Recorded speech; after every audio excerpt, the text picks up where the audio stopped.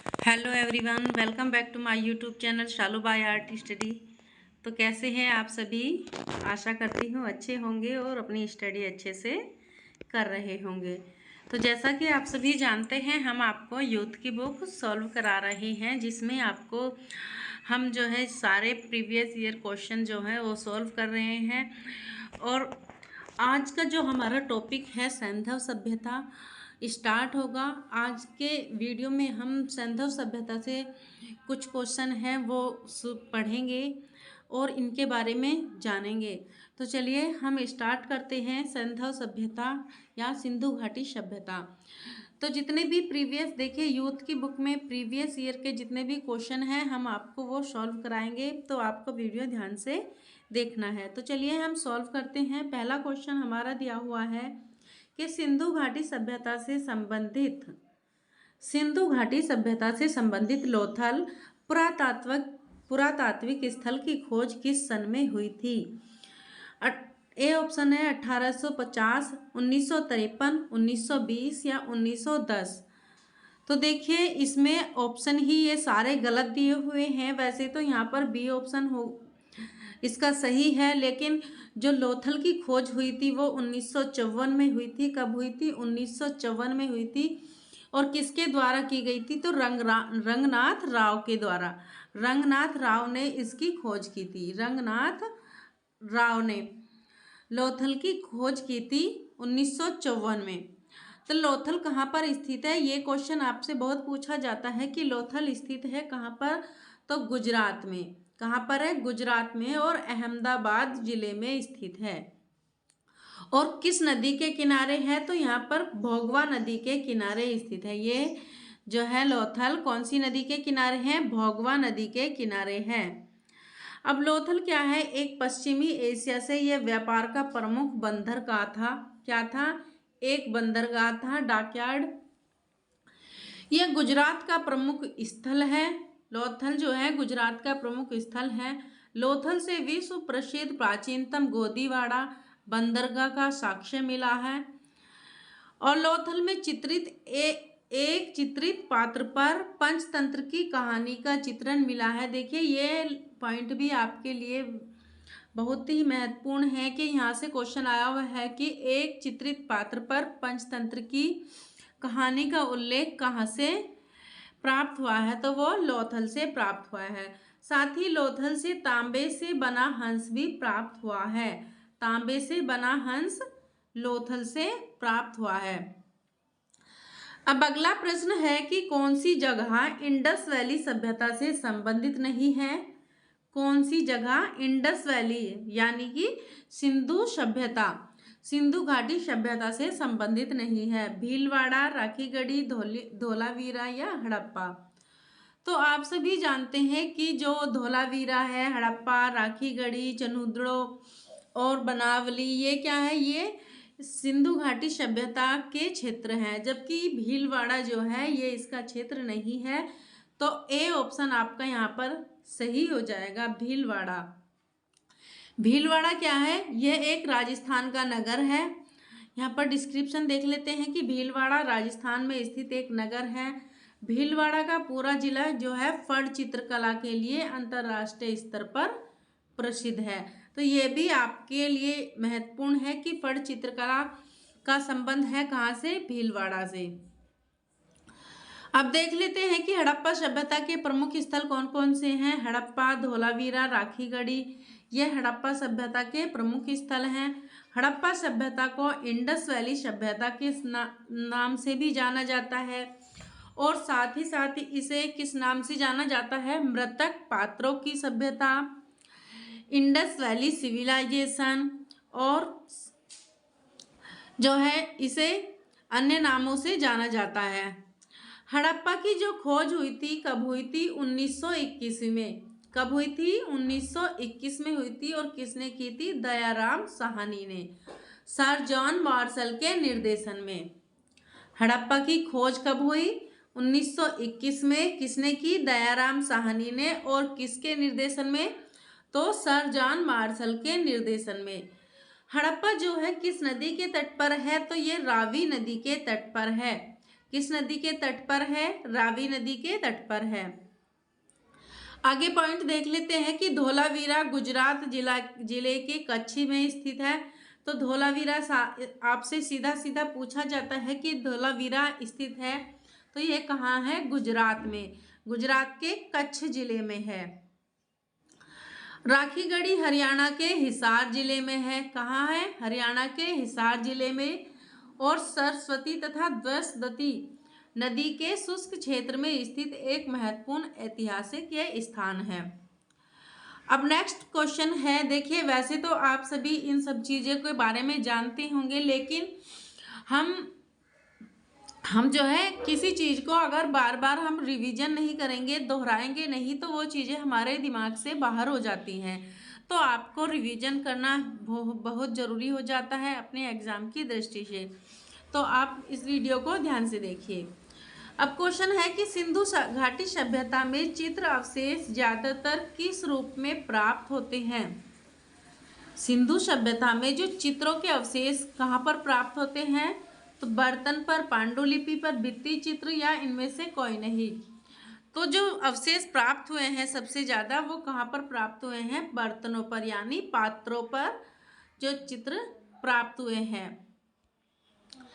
अब इसका देख लेते हैं कि डिस्क्रिप्शन। सिंधु घाटी सभ्यता में चित्र अवशेष ज़्यादातर मिट्टी के बने बर्तनों, भांडों में, नुकीली किनारों के गिलास, कटोरियाँ, रकाबियाँ, बोतल, शमशान पात्र और छिद्र वाले बर्तन, बड़े संभरण पात्र, छोटे बर्तन अच्छी चिकनी मिट्टी के बने मिलते हैं। और ये बर्तन जो होते हैं लाल रंग करके पकाए जाते हैं और काले रंग से इन पर चित्रकारी की जाती है। अब आगे देखते हैं कि सिंधु घाटी के चित्रांकन के उदाहरण मिले हैं।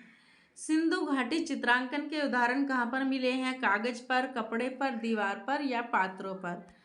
तो आपका ऑप्शन यहाँ पर कौन सा सही हो जाएगा? डी ऑप्शन आपका बिल्कुल सही हो जाएगा। जो सिंधु घाटी के चित्रों के उदाहरण मिले हैं वो कहाँ पर मिले हैं? अधिकतर पात्रों पर मिले हैं। अब देखिए यहाँ पर जो है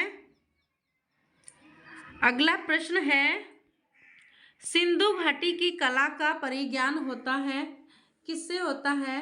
हड़प्पा कला से, मोहनजोदड़ो की कला से, उपयुक्त दोनों स्थान से, या इनमें से कोई नहीं। तो जो सिंधु घाटी की कला का परिज्ञान किससे होता है? तो हड़प्पा कला से भी होता है और मोहनजोदड़ो की कला से भी होता है। तो इसमें आपका सी ऑप्शन यहाँ पर सही हो जाएगा। अगला प्रश्न देख लेते हैं कि पुरातात्विक महत्व का स्थल लोथल कहाँ स्थित है? देखिए मैंने अभी आपको बताया था कि डायरेक्ट पूछ लिया जाता है कि लोथल कहाँ स्थित है। तो ये जो आपके स्थान हैं, जितने भी सिंधु घाटी सभ्यता के जो क्षेत्र हैं, आपको उन्हें याद रखना है। और उनकी खोज कब हुई, नदी कौन सी है। तो फिर से यहाँ पर देखते हैं कि लोथल, आप जानते हैं कि लोथल कहाँ पर है? ये गुजरात में स्थित है, गुजरात के अहमदाबाद जिले में है। आगे देखते हैं। अब देख लेते हैं कि यहाँ से लोथल की खोज 1954 में रंगनाथ राव ने की थी। यहाँ से एक पंचतंत्र की कहानी में धूर्त लोमड़ी का अंकन प्राप्त होता है। मन के बनाने के कारखाने का साक्ष्य लोथल से भी मिलता है। अगला प्रश्न देखते हैं कि दो पहिए वाली कांसे की 3 बैलगाड़ियां किस सभ्यता में प्राप्त हुई? 2 पहिए वाली कांसे की 3 बैलगाड़ियां हैं, किस सभ्यता में प्राप्त हुई हैं? मेसोपोटामिया, मिस्र, सिंधु, या उपयुक्त में से कोई नहीं। तो ये आपका ऑप्शन कौन सा हो जाएगा? सिंधु सभ्यता। आपका सिंधु सही हो जाएगा, क्योंकि ये जो 2 पहिए वाली कांसे की 3 बैलगाड़ियां हैं, ये सिंधु सभ्यता से प्राप्त हुई हैं।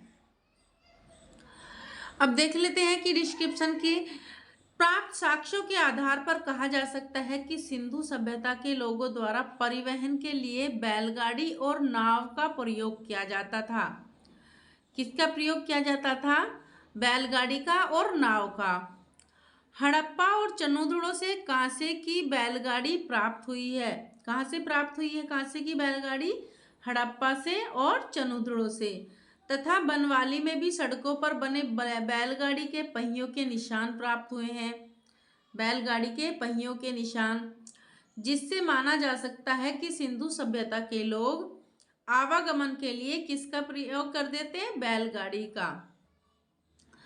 अब आता है कि सिंधु सभ्यता के लोग कौन सी धातु से जानते थे? तो तांबा, सोना, चांदी, सीसा, टीन आदि धातुओं का वह प्रयोग करते थे।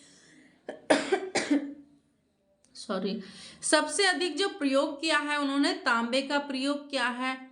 और जो सिंधु घाटी सभ्यता के लोग थे वो किस धातु से अनजान थे? तो वो लोहे से अनजान थे। अब यहाँ पे देख लेते हैं कि मेसोपोटामिया का यूनानी अर्थ क्या है? तो दो नदियों के बीच। यह जो मेसोपोटामिया है यह दजला और फरात दो नदियों के बीच का क्षेत्र में पड़ता है। यह कांस्ययुगीन सभ्यता का उद्गम स्थल माना जाता है। जो मेसोपोटामिया है कांस्ययुगीन सभ्यता का ये उद्गम स्थल माना जाता है। और मेसोपोटामिया में हड़प्पा सभ्यता को क्या कहा जाता है? मेलुहा, मेलुहा की सभ्यता। ये कहाँ पर कहा गया है? मेसोपोटामिया में। अब आगे देख लेते हैं प्राचीन मिस्र। जो मिस्र है वो नील नदी के निचले हिस्से के किनारे केंद्रित पूर्व उत्तरी अफ्रीका की एक प्राचीन सभ्यता थी। जो आधुनिक पूर्व उत्तरी अफ्रीका की एक प्राचीन सभ्यता थी जो आधुनिक देश मिस्र है। यहाँ पे आपको बताया गया है जो ये प्राचीन मिस्र है ये उत्तरी अफ्रीका की एक प्राचीन सभ्यता थी जो आधुनिक समय में क्या है? ये एक देश है। अब नेक्स्ट क्वेश्चन देख लेते हैं कि निम्न में से किसमें मुहर पाई गई? आदिकालीन सभ्यता में, वैदिक संस्कृति में, सिंधु घाटी सभ्यता में, उपर्युक्तों में से कोई नहीं। तो जो मोहरें पाई गई हैं वो कहाँ पर पाई गई हैं? सिंधु घाटी सभ्यता में पाई गई हैं, सिंधु घाटी सभ्यता में पाई गई हैं। डिस्क्रिप्शन देखते हैं कि सिंधु घाटी सभ्यता से 1200 से अधिक सेलखड़ी पत्थर की बनाई मुहरें कलात्मक रूपों व लेखों की दृष्टि से बड़ी महत्वपूर्ण है।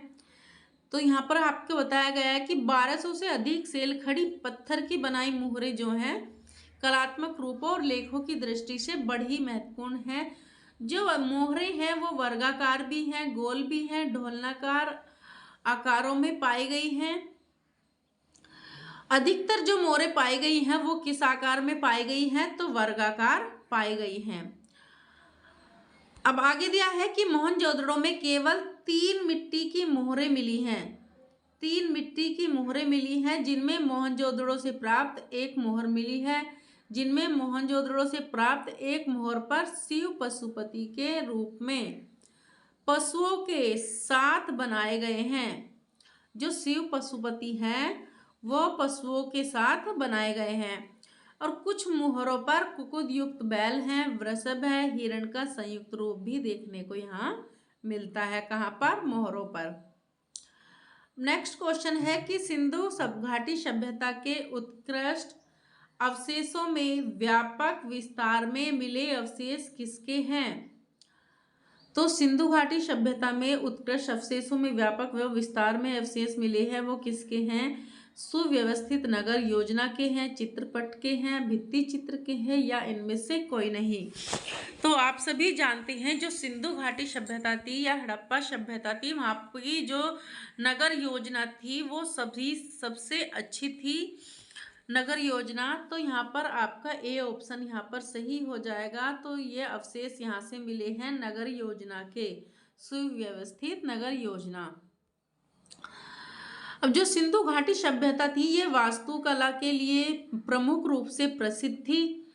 वैसे तो यहाँ चित्रकला, मूर्तिकला और वास्तुकला तीनों ही पाई जाती थी, लेकिन सबसे ज़्यादा जो प्रमुख रूप से दिया गया है वो वास्तुकला को दिया गया है। नगर नियोजन यहाँ का बहुत ही अच्छा रहा है, तो आपको ये भी ध्यान रखना है। अब इसका डिस्क्रिप्शन देखते हैं कि वास्तुकला के अत्यंत विकसित नियोजित रूप का दर्शन हमें सिंधु सभ्यता के 2 प्रमुख केंद्रों हड़प्पा और मोहनजोदड़ो में होता है। इन नगरों में क्या है, पक्की एवं कच्ची ईंटों द्वारा भवनों का योजनाबद्ध निर्माण किया गया है। पक्की और कच्ची दोनों तरह की ईंटों से, जिसमें स्नान कक्ष भी है, पाकशाला है, नालियों की व्यवस्था है, साथ साथ पीने के पानी के कुएं की व्यवस्था है, सार्वजनिक स्नानागार है और नगर की सड़कें आदि उनकी उत्कृष्ट अभिरुचि और नगर निर्माण योजना के विकसित ज्ञान की ओर संकेत करती है। आगे देखते हैं कि सिंधु घाटी के नागरिकों द्वारा कौन सी धातु बहुतायत में प्रयोग में लाई गई। तो सबसे ज़्यादा जो कौन सी धातु थी जो प्रयोग में लाई गई थी, अष्ट धातु थी, मिश्रित धातु, जस्ता या तांबा। तो यहाँ पर जो सबसे ज़्यादा धातु का प्रयोग हुआ है वो थी तांबा धातु। कौन सी थी, तांबा धातु। डिस्क्रिप्शन देखते हैं कि जो सिंधु घाटी के लोग तांबा धातु का प्रयोग करते थे। मानव द्वारा जो सर्वप्रथम तांबा धातु का प्रयोग किया गया था। अब आपसे ये भी पूछा जा सकता है कि मानव के द्वारा सबसे पहले कौन सी धातु का प्रयोग किया गया था, तो तांबे का प्रयोग किया गया था। सिंधु सभ्यता से प्राप्त अवशेषों से हमें तांबा धातु के बहुतायत मात्रा में प्रयोग के साक्ष्य प्राप्त हैं। मोहनजोदड़ो से प्राप्त नर्तकी की जो मूर्ति है और लोथल से प्राप्त तांबे का हंस, ताम्र मुद्राएं, अन्य सामग्री मिली है। अब दामाबाद से क्या प्राप्त हुआ है, तो दामाबाद से तांबे का बैलगाड़ी प्राप्त हुआ है, तांबे की बैलगाड़ी। अगला प्रश्न पूछते हैं कि कनिंघम ने हड़प्पा टीला किस वर्ष में खोजा था।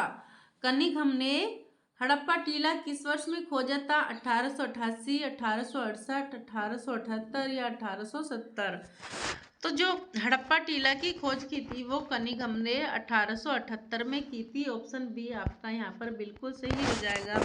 देखिए, वीडियो आपको अच्छी लगती हो तो लाइक ज़रूर किया करिए और कमेंट्स बॉक्स में भी मुझे भी बताया करिए कि आपको वीडियो कैसी लगी। साथ ही साथ इसको शेयर भी क्या करिए।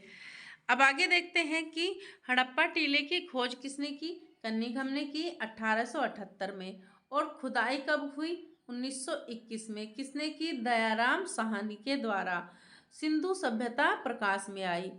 जो सिंधु सभ्यता है, इस शब्द का प्रयोग सबसे पहले करने वाले पुरातात्विक सर जॉन मार्शल थे। कौन थे, सर जॉन मार्शल थे। 1922 में मोहनजोदड़ो स्थल की खुदाई हुई। अब आपको देखना है कि हड़प्पा टीले की खुदाई कब हुई, 1921 में। किसने की, दयाराम साहनी ने। और मोहनजोदड़ो की खुदाई कब हुई, 1922 में। और किसने की, राखलदास बनर्जी ने, आर.डी. बनर्जी ने। अब आगे देखते हैं कि हड़प्पन लिपि को किस नाम से जाना जाता है। हड़प्पन लिपि को देवनागरी, हायरोग्लिफ, ब्रेल या इनमें से कोई नहीं। तो हड़प्पन लिपि को किस नाम से जाना जाता है, तो हायरोग्लिफ। हायरोग्लिफ या इसको कहें चित्राक्षर लिपि या कहें चित्रलिपि। चित्राक्षर लिपि या चित्रलिपि, तो इसको इस नाम से जाना जाता है। अब आगे देखते हैं कि हड़प्पा सभ्यता से जो प्राप्त मुद्राओं में हमें लिपि की जानकारी मिलती है, जिसमें लगभग कितने अक्षर प्राप्त हुए हैं, 400 के लगभग अक्षर यहाँ से मिले हैं। हड़प्पा सभ्यता की लिपि हमें चित्रात्मक रूप में प्राप्त होती है, जिसे अभी तक पढ़ा नहीं जा सका है। अब अनेक पुरातत्वविद के अनुसार सिंधु लिपि द्रविड़ पूर्व प्रोटो द्रविडियन भाषा की थी। यह दाएं से बाएं तरफ, दूसरी लाइन बाएं से दाहिने तरफ।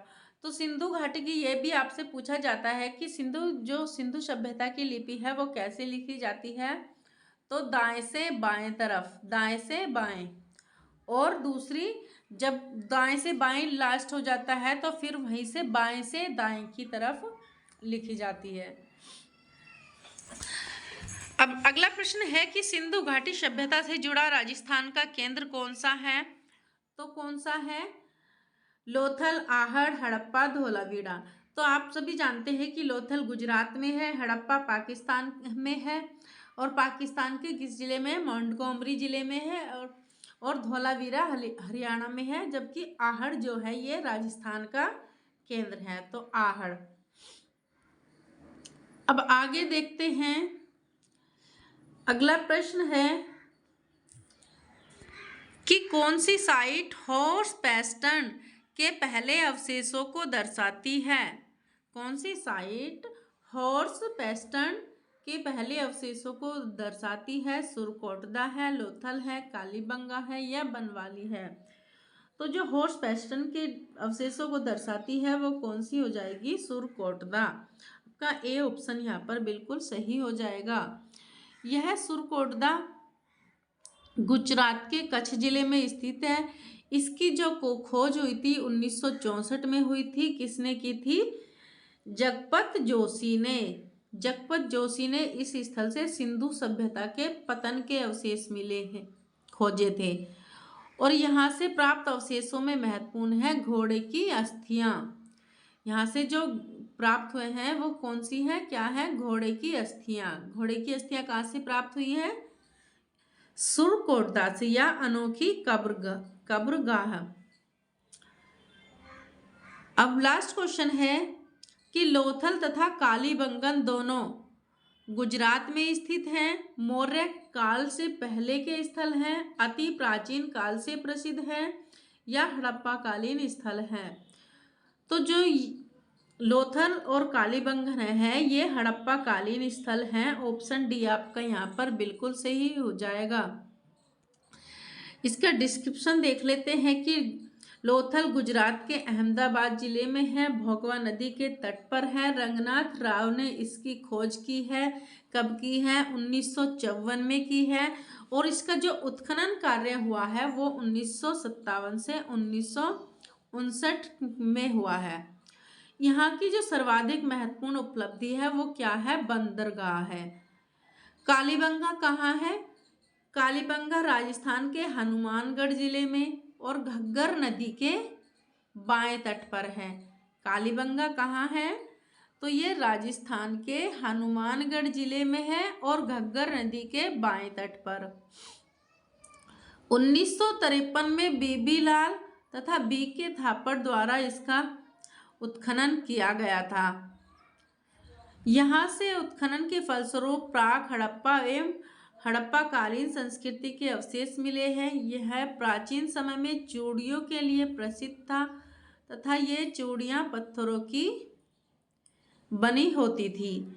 तो ये थे आज के आपके कुछ क्वेश्चन। आपको कैसे लगे कमेंट्स बॉक्स में ज़रूर बताइएगा। वीडियो को लाइक करिएगा, शेयर करिएगा और चैनल पर नए हैं तो चैनल को सब्सक्राइब करिएगा।